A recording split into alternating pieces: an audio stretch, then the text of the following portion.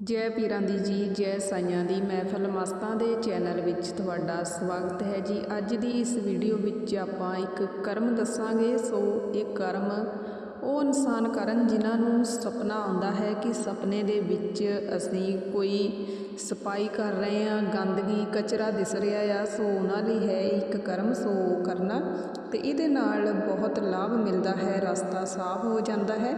ਸੋ ਇਹ ਤੁਸੀਂ ਦੇਖਣਾ ਹੈ ਕਿ ਵੀਰਵਾਰ ਦੇ ਦਿਨ ਕਰ ਸਕਦੇ ਹੋ ਜਾਂ ਫਿਰ ਐਤਵਾਰ ਦੇ ਦਿਨ ਕਰਨਾ ਜਾਂ ਫਿਰ ਕਿਸੇ ਵੀ ਦਿਨ ਕਰਨਾ ਆ, ਕਿਉਂਕਿ ਕਰਮ ਹੈ ਕਿਸੇ ਵੀ ਦਿਨ ਕਰ ਲਓ, ਲਾਭ ਤਾਂ ਮਿਲਦਾ ਹੀ ਹੈ। ਕਰਨਾ ਇਹ ਧਾਰਮਿਕ ਥਾਂ 'ਤੇ ਹੀ ਹੈ। ਕੁਝ ਕਮੈਂਟਾਂ ਵੀ ਦੱਸਾਂਗੇ ਜੀ। ਜੇਕਰ ਕੋਈ ਸਾਡੇ ਚੈਨਲ 'ਤੇ ਪਹਿਲੀ ਵਾਰ ਹੈ ਤਾਂ ਸਾਡੇ ਚੈਨਲ ਨੂੰ ਸਬਸਕ੍ਰਾਈਬ ਕਰੋ ਜੀ। ਵੀਡੀਓ ਨੂੰ ਸ਼ੇਅਰ ਲਾਈਕ ਕਮੈਂਟ ਜ਼ਰੂਰ ਕਰਨਾ ਜੀ। ਕਮੈਂਟਾਂ ਵਿੱਚ ਜੈ ਪੀਰਾਂ ਦੀ ਜੈ ਸਾਈਆਂ ਦੀ ਜ਼ਰੂਰ ਲਿਖਣਾ। ਸੋ ਇੱਥੇ ਆਪਾਂ ਇੱਕ ਕਮੈਂਟ ਦੱਸ ਦਿੰਦੇ ਹਾਂ ਜੀ। ਸੋ ਇੱਥੇ ਕਮੈਂਟਾਂ ਵਿੱਚ ਲਿਖਦੇ ਆ ਕਿ ਦੀਦੀ ਜੀ ਮੈਂ ਸ਼ਿਵ ਜੀ ਦਾ ਪੁਜਾਰੀ ਹਾਂ, ਮੈਂ ਸ਼ਿਵ ਜੀ ਦੀ ਸੇਵਾ ਕਰਦਾ ਹਾਂ। ਸੋ ਮੈਂ ਆਪਣੇ ਘਰ ਵਿੱਚ ਜੋਤ ਲਗਾ ਸਕਦਾ ਆ। ਸੋ ਦੇਖੋ ਇਹ ਤੁਹਾਡੀ ਸ਼ਰਧਾ ਹੈ। ਜੇਕਰ ਤੁਸੀਂ ਆਪਣੀ ਸ਼ਰਧਾ ਮੁਤਾਬਕ ਕੋਈ ਵੀ ਕਰਮ ਕਰਨਾ ਚਾਹੁੰਦੇ ਹੋ, ਉੱਥੇ ਅਸੀਂ ਹਾਂ ਜਾਂ ਨਾ ਦਾ ਕੋਈ ਵੀ ਜਵਾਬ ਨਹੀਂ ਦੇਵਾਂਗੇ, ਕਿਉਂਕਿ ਜਦੋਂ ਇਨਸਾਨ ਕੋਈ ਵੀ ਕਰਮ ਕਰਨ ਲੱਗਦਾ ਤੇ ਸੋਚ ਸਮਝ ਕੇ ਹੀ ਕਰੇ। ਕਿਉਂਕਿ ਅੱਜ ਅਸੀਂ ਕਹਿ ਦਈਏ ਕਿ ਠੀਕ ਆ ਤੁਸੀਂ ਜੋਤ ਲਗਾ ਲਓ, ਤੁਸੀਂ ਵੀ ਜੋਤ ਲਗਾ ਲਓਗੇ, ਇੱਕ ਦੋ ਵਾਰ ਲਗਾਓਗੇ, ਮਹੀਨਾ ਦੋ ਮਹੀਨੇ ਲਗਾਓਗੇ, ਉਸ ਤੋਂ ਬਾਅਦ ਜੋਤ ਬੰਦ ਕਰ ਦੋਗੇ।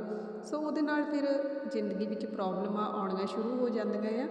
ਸੋ ਜੇਕਰ ਇਨਸਾਨ ਇੰਨਾ ਕੁ ਕਰ ਸਕਦਾ ਹੈ ਕਿ ਮੰਦਿਰ ਵਿੱਚ ਹੀ ਜਾ ਕੇ ਤੁਸੀਂ ਇਹ ਕਰਮ ਕਰ ਲਓ ਤਾਂ ਹੋਰ ਵੀ ਵਧੀਆ ਗੱਲ ਹੈ। ਬਾਕੀ ਤੁਹਾਡੀ ਆਪ ਦੀ ਸ਼ਰਧਾ ਹੈ, ਕਿਉਂਕਿ ਜਦੋਂ ਆਪਾਂ ਕਿਸੇ ਵੀ ਦੇਵੀ ਦੇਵਤੇ ਦੀ ਸੇਵਾ ਕਰਨੀ ਸ਼ੁਰੂ ਕਰ ਲੈਂਦੇ ਹਾਂ, ਉਸ ਤੋਂ ਬਾਅਦ ਆਪਾਂ ਹਟ ਜਾਂਦੇ ਸੇਵਾ ਕਰਨੋਂ, ਤਾਂ ਫਿਰ ਰੁਕਾਵਟਾਂ ਆਉਣੀਆਂ ਸ਼ੁਰੂ ਹੋ ਜਾਂਦੀਆਂ। ਕਿਉਂਕਿ ਕਿਸੇ ਵੀ ਦੇਵੀ ਦੇਵਤੇ ਦੀ ਇੱਕ ਵਾਰ ਜੇਕਰ ਸੇਵਾ ਕਰ ਲਈ ਹੈ ਤਾਂ ਫਿਰ ਉਹ ਪਿੱਛਾ ਨਹੀਂ ਛੱਡਦੇ, ਉਹ ਸੇਵਾ ਹਮੇਸ਼ਾ ਹੀ ਮੰਗਦੇ ਆ। ਸੋ ਪਿੱਛਾ ਕਰਦਾ ਹੈ ਹਰ ਇੱਕ ਦੇਵਤਾ। ਸੋ ਇਸ ਕਰਕੇ ਕੋਈ ਵੀ ਕਰਮ ਕਰਨਾ ਸੋਚ ਸਮਝ ਕੇ ਕਰੋ। ਬਾਕੀ ਆਪਣੇ ਮਨ ਦੀ ਕਰੋ ਕਿ ਮਨ ਕੀ ਕਹਿੰਦਾ ਹੈ। ਜੇਕਰ ਤੁਸੀਂ ਪਹਿਲਾਂ ਤੋਂ ਹੀ ਕਾਫੀ ਟਾਈਮ ਤੋਂ ਜੁੜੇ ਹੋਏ ਹੋ ਸ਼ਿਵ ਜੀ ਨਾਲ, ਤਾਂ ਫਿਰ ਤੁਸੀਂ ਇਹ ਕਰਮ ਕਰ ਸਕਦੇ ਆ। ਸੋ ਬਾਕੀ ਆਪਣਾ ਦੇਖਣਾ ਹੈ ਕਿ ਸਾਡਾ ਮਨ ਕੀ ਆਖਦਾ ਹੈ। ਸੋ ਮਨ ਦੇ ਆਖੇ ਹਮੇਸ਼ਾ ਲੱਗੋ। ਇਹ ਦਿਮਾਗ ਜੋ ਕਹਿੰਦਾ ਹੈ, ਦਿਮਾਗ ਦੇ ਮਗਰ ਨਹੀਂ ਚੱਲਣਾ ਚਾਹੀਦਾ। ਜਿਸ ਕਰਮ ਕਰਨ ਲੱਗਿਆਂ, ਕੋਈ ਵੀ ਕਾਰਜ ਕਰਨ ਲੱਗਿਆਂ ਮਨ ਝੁਕਦਾ ਹੈ, ਮਨ ਚਾਹੁੰਦਾ ਹੈ ਕਿ ਮੈਨੂੰ ਇਹ ਕਰਮ ਕਰਕੇ ਸਕੂਨ ਮਿਲਦਾ ਹੈ, ਮੈਂ ਇਹ ਕਰਮ ਕਰਨਾ ਚਾਹੁੰਦਾ, ਸੋ ਉਹ ਕਰਮ ਹਮੇਸ਼ਾ ਕਰੋ। ਸੋ ਹੁਣ ਇੱਥੇ ਇੱਕ ਹੋਰ ਕਮੈਂਟ ਦੱਸ ਦਿੰਦੇ ਆ ਜੀ। ਸੋ ਇੱਥੇ ਕਮੈਂਟਾਂ ਵਿੱਚ ਲਿਖਦੇ ਆ ਕਿ ਦੀਦੀ ਜੀ ਚਿਰਾਗ ਰੋਸ਼ਨ ਕਰਨ ਤੋਂ ਬਾਅਦ ਸਰੀਰ ਬਹੁਤ ਤੇਜ਼ੀ ਨਾਲ ਹਿੱਲਣਾ ਸ਼ੁਰੂ ਹੋ ਜਾਂਦਾ ਹੈ ਅਤੇ ਕੁਝ ਸਮੇਂ ਬਾਅਦ ਠੀਕ ਵੀ ਹੋ ਜਾਂਦਾ ਹੈ। ਸੋ ਦੇਖੋ ਜਦੋਂ ਚਿਰਾਗ ਬੱਤੀ ਕਰਦੇ ਹੋ, ਧਿਆਨ ਧਰਦੇ ਹੋ, ਜਦੋਂ ਇਨਸਾਨ ਧਿਆਨ ਧਰਦਾ ਹੈ, ਮਨ ਚਿੱਤ ਇੱਕ ਕਰਕੇ ਸੇਵਾ ਕਰਦਾ ਹੈ, ਤਾਂ ਪਰਮਾਤਮਾ ਕੋਈ ਨਾ ਕੋਈ ਸੰਕੇਤ ਜ਼ਰੂਰ ਦਿੰਦਾ ਹੈ। ਸੋ ਜਦੋਂ ਵੀ ਆਪਾਂ ਧਿਆਨ ਧਰਦੇ ਹਾਂ, ਨੇਚਾ ਭਾਵਨਾ ਦੇ ਨਾਲ ਸੇਵਾ ਕਰਦੇ ਹਾਂ, ਮਨ ਜਿਹੜਾ ਆ ਆਪਣਾ ਸੇਵਾ ਵੱਲ ਲਗਾਉਂਦੇ ਆ, ਆਲੇ ਦੁਆਲੇ ਨਹੀਂ ਭਟਕਦਾ, ਤਾਂ ਉਸ ਸਮੇਂ ਫਿਰ ਉਹ ਸੰਕੇਤ ਮਿਲਦੇ ਆ ਕਿ ਪੀਰ ਨਜ਼ਦੀਕ ਹੀ ਆ, ਸਾਡਾ ਮੁਰਸ਼ਦ ਸਾਡੇ ਕੋਲ ਆ ਇਸ ਸਮੇਂ, ਅਤੇ ਸਾਡੇ ਸਰੀਰ ਨੂੰ ਟੱਚ ਕਰ ਰਿਹਾ ਆ।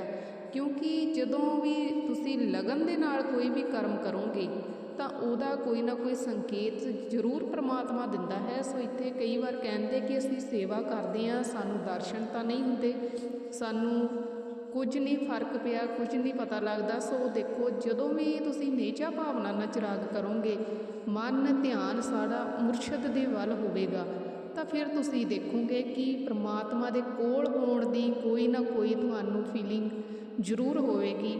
ਕੋਈ ਨਾ ਕੋਈ ਸਰੀਰ ਦੇ ਵਿੱਚ ਹਲਚਲ ਹੋਣੀ ਸ਼ੁਰੂ ਹੋ ਜਾਂਦੀ ਹੈ, ਜਾਂ ਫਿਰ ਉਦਾਸੀ ਆਉਣ ਲੱਗ ਪੈਂਦੀ ਹੈ, ਜਾਂ ਅੱਖਾਂ ਦੇ ਵਿੱਚੋਂ ਹੰਝੂ ਆਉਣ ਲੱਗ ਪੈਣੇ, ਜਾਂ ਫਿਰ ਮਨ ਇੰਨਾ ਖੁਸ਼ ਹੋ ਜਾਣਾ ਸੇਵਾ ਕਰਦੇ ਕਰਦੇ, ਮਨ ਹੀ ਨਹੀਂ ਕਰਦਾ ਕਿ ਉੱਠੀਏ, ਦਿਲ ਕਰਦਾ ਹੈ ਕਿ ਬਸ ਸੇਵਾ ਹੀ ਕਰੀ ਜਾਈਏ ਅਤੇ ਉਹਨਾਂ ਦੇ ਸਰੂਪ ਨੂੰ ਦੇਖੀ ਜਾਈਏ। ਸੋ ਜਦੋਂ ਵੀ ਇਹ ਸੰਕੇਤ ਮਿਲਣ ਤਾਂ ਸਮਝ ਲਓ ਕਿ ਮਾਲਕ ਤੁਹਾਡੀ ਸੇਵਾ ਤੋਂ ਬਹੁਤ ਖੁਸ਼ ਆ, ਅਤੇ ਇਸੇ ਤਰ੍ਹਾਂ ਸੇਵਾ ਕਰਦੇ ਜਾਓ, ਮਾਲਕ ਕਿਸੇ ਵੀ ਚੀਜ਼ ਦੀ ਕਮੀ ਨਹੀਂ ਆਉਣ ਦਿੰਦੇ। ਸੋ ਪਰੇਸ਼ਾਨੀਆਂ ਜ਼ਰੂਰ ਆਉਂਦੀਆਂ ਹੈ, ਪਰ ਜੇਕਰ ਇਨਸਾਨ ਨਾ ਡੋਲੇ ਤਾਂ ਫਿਰ ਪਰਮਾਤਮਾ ਬਾਂਹ ਫੜ ਕੇ ਪਾਰ ਲਗਾ ਦਿੰਦਾ ਹੈ। ਕਿਉਂਕਿ ਪ੍ਰੀਖਿਆ ਜ਼ਰੂਰ ਪਰਮਾਤਮਾ ਲੈਂਦਾ ਹੈ ਜਦੋਂ ਆਪਾਂ ਸੱਚਾਈ ਦੇ ਰਸਤੇ 'ਤੇ ਤੁਰਦੇ ਹਾਂ ਜਾਂ ਸੇਵਾ ਕਰਦੇ ਹਾਂ। ਸੋ ਇੱਥੇ ਇੱਕ ਕਮੈਂਟ ਆਇਆ ਹੋਇਆ, ਇਹਨਾਂ ਨੇ ਕਮੈਂਟਾਂ ਵਿੱਚ ਲਿਖਿਆ ਹੈ ਕਿ ਦੀਦੀ ਜੀ ਨਿਆਜ਼ ਦਾ ਭੋਗ ਕਿੰਨੇ ਤੋਂ ਕਿੰਨੇ ਵਜੇ ਦੇ ਵਿੱਚ ਲਗਾ ਸਕਦੇ ਹਾਂ। ਸੋ ਦੇਖੋ ਦੇਵੀ ਦੇਵਤਿਆਂ ਦਾ ਪਹਿਲਾ ਪਹਿਰ ਮੰਨਿਆ ਗਿਆ ਕਿ 12 ਵਜੇ ਤੋਂ ਪਹਿਲਾਂ ਜੇਕਰ ਮਹਾਮਾਈ ਦੀ ਦੇਵਤਿਆਂ ਦੀ ਕਿਸੇ ਵੀ ਦੇਵਤੇ ਦੀ ਸੇਵਾ ਕਰਦੇ ਹੋ ਤਾਂ ਉਹਨਾਂ ਦੇ ਨਾਮ ਦਾ ਧੂਪ ਪਾਇਆ ਜਾਂਦਾ ਹੈ। ਸੋ ਦੂਸਰਾ ਪੈਰ ਪੀਰਾਂ ਫਕੀਰਾਂ ਦਾ ਮੁਸਲਮਾਨੀ ਆ ਜਾਂਦਾ ਹੈ ਸ਼ਾਮ ਦਾ ਵੇਲਾ। 3 ਤੋਂ ਬਾਅਦ ਤੁਸੀਂ 5 ਵਜੇ ਦੇ ਵਿੱਚ ਚਿਰਾਗ ਰੋਸ਼ਨ ਕਰ ਸਕਦੇ ਆ। ਸੋ ਨਿਆਜ਼ ਦਾ ਭੋਗ ਵੀ ਲਗਾ ਸਕਦੇ ਆ। ਸੋ ਇਹ ਸਮਾਂ ਹੁੰਦਾ ਹੈ। ਸੋ ਬਾਕੀ ਕਈ ਵਾਰ ਕੰਮਾਂ ਕਾਰਾਂ ਦੇ ਵਿੱਚ 5 ਤੋਂ ਜ਼ਿਆਦਾ ਵੀ ਟਾਈਮ ਹੋ ਜਾਂਦਾ ਹੈ, ਕੋਈ ਗੱਲ ਨਹੀਂ, ਕਿਉਂਕਿ ਸ਼ਾਮ ਦਾ ਵੇਲਾ ਜਿਹੜਾ ਪੀਰਾਂ ਫਕੀਰਾਂ ਦਾ ਹੀ ਹੁੰਦਾ ਹੈ। ਸੋ ਦੂਸਰਾ ਪੈਰ ਪੀਰਾਂ ਫਕੀਰਾਂ ਦਾ ਹੀ ਮੰਨਿਆ ਗਿਆ ਹੈ 3 ਵਜੇ ਤੋਂ ਬਾਅਦ। ਬਾਕੀ ਆਪਣੇ ਟਾਈਮ ਦੇ ਹਿਸਾਬ ਦੇ ਨਾਲ ਸੇਵਾ ਕਰੋ ਤਾਂ ਵਧੀਆ ਗੱਲ ਹੈ। ਸੋ ਹੁਣ ਆਪਾਂ ਮੇਨ ਵਿਸ਼ੇ ਵੱਲ ਚੱਲੀਏ ਜੀ ਕਿ ਕਰਮ ਕਰਨਾ ਜ਼ਰੂਰੀ ਹੈ। ਸੋ ਜਿਨ੍ਹਾਂ ਨੂੰ ਸੁਪਨੇ ਦੇ ਵਿੱਚ ਕਚਰਾ ਨਜ਼ਰ ਆਉਂਦਾ ਹੈ, ਸੋ ਸਾਫ਼ ਸਫਾਈ ਆਪਣੇ ਆਪ ਨੂੰ ਦੇਖਦੇ ਆ ਕਰਦੇ ਹੋਏ, ਸੋ ਉਹਨਾਂ ਲਈ ਹੈ ਇਹ ਇੱਕ ਕਰਮ। ਸੋ ਵੀਰਵਾਰ ਜਾਂ ਐਤਵਾਰ ਦੇ ਦਿਨ ਜਾਂ ਫਿਰ ਜਦੋਂ ਵੀ ਟਾਈਮ ਲੱਗਦਾ ਹੈ ਧਾਰਮਿਕ ਥਾਂ 'ਤੇ ਤੁਸੀਂ ਇਹ ਇੱਕ ਕਰਮ ਜ਼ਰੂਰ ਕਰੋ। ਸੋ ਜ਼ਰੂਰੀ ਨਹੀਂ ਹੈ ਕਿ ਜਿਨ੍ਹਾਂ ਨੂੰ ਇਹ ਵਿਚਾਰਾਂ ਆਉਂਦੀਆਂ ਉਹ ਹੀ ਇਹ ਕਰਮ ਕਰ ਸਕਦੇ ਆ। ਸੋ ਹਰ ਇੱਕ ਇਨਸਾਨ ਇਹ ਕਰਮ ਕਰ ਸਕਦਾ ਹੈ, ਬਹੁਤ ਹੀ ਚੰਗਾ ਹੀ ਕਰਮ ਹੈ। ਸੋ ਕਰਨਾ ਕੀ ਹੈ, ਚਾਹੇ ਤੁਸੀਂ ਗੁਰਦੁਆਰੇ ਜਾਇਓ, ਚਾਹੇ ਕਿਸੇ ਵੀ ਦਰਗਾਹ 'ਤੇ ਜਾਂਦੇ ਹੋ, ਮੰਦਿਰ ਵਿੱਚ ਜਾਂਦੇ ਹੋ, ਸੋ ਉੱਥੇ ਤੁਸੀਂ ਇਹ ਕਰਮ ਕਰ ਸਕਦੇ ਆ। ਇੱਕ ਬਾਂਸ ਦਾ ਝਾੜੂ ਲੈਣਾ ਹੈ, ਸੋ ਉਹ ਉੱਥੇ ਤੁਸੀਂ ਧਾਰਮਿਕ ਥਾਂ 'ਤੇ ਚੜ੍ਹਾਉਣਾ ਹੈ। ਸੋ ਜਿਨ੍ਹਾਂ ਨੂੰ ਇਹ ਵਿਚਾਰਾਂ ਆਉਂਦੀਆਂ ਉਹ ਵੀ ਚੜ੍ਹਾ ਸਕਦੇ ਆ, ਜਿਨ੍ਹਾਂ ਨੂੰ ਨਹੀਂ ਵੀ ਕੋਈ ਇਹੋ ਜਿਹੀ ਵਿਚਾਰ ਆਉਂਦੀ ਉਹ ਵੀ ਚੜ੍ਹਾ ਸਕਦੇ ਆ। ਸੋ ਇਹਦੇ ਨਾਲ ਕੀ ਹੁੰਦਾ ਹੈ, ਜਦੋਂ ਆਪਾਂ ਕਿਸੇ ਧਾਰਮਿਕ ਥਾਂ 'ਤੇ ਇਹੋ ਜਿਹਾ ਕਰਮ ਕਰਦੇ ਆ, ਇੱਕ ਸਫਲ ਛੇਤੀ ਹੁੰਦਾ ਹੈ।